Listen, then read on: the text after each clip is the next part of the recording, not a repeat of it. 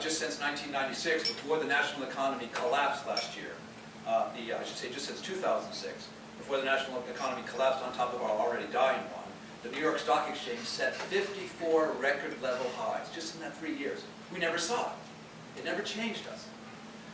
Communities around America, and I take I'll take responsibility for this. About now 12 years ago, I played a small role in starting a conversation about how we could improve local government, perhaps look at it differently. I founded a number of conferences at the magnificent, the National Treasury of the Chautauqua Institution. In that connection, I did what my father used to always tell me. He'd say, look, if you want to actually understand something, you can't just read about it, you got to go and see it.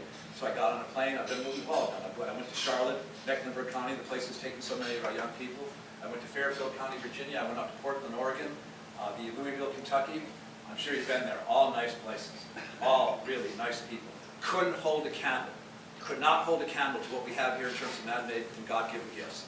And yet they're moving ahead. They're creating vibrant economies. They're retaining our young people. And they're kicking our butts. And the reason is because they're embracing these new doctrines, these new innovative ideas of local governance.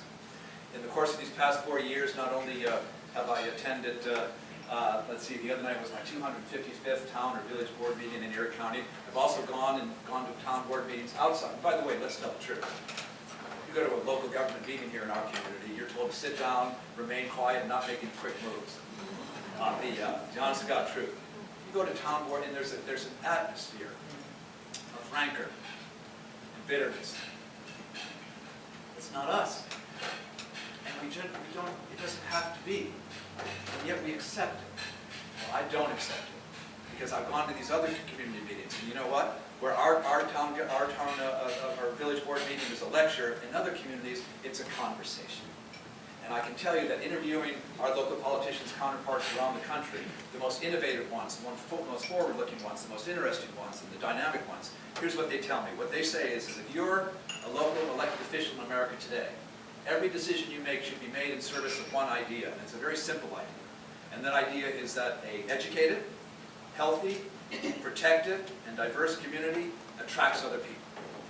In other words, the whole idea of local government being involved in creating jobs or economic development is a bunch of hooey.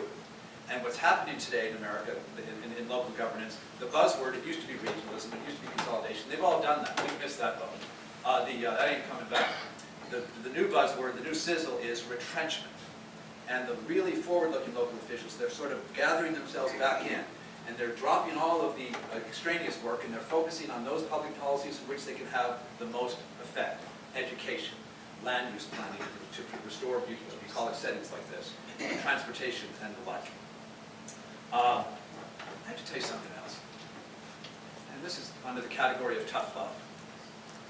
Again, at our board meetings, you know, there's discussions about where to hold the high school prom, or where the Halloween parade is going to take place, or who's going to get this job, or what's going to take place, or how many conferences everyone's gone to go down to Albany to try to make them change. Outside of Western New York, you know what they talk about? They talk about not government. They're less concerned about balancing the government budget, because they all have to do that. They're more interested in balancing the community budget.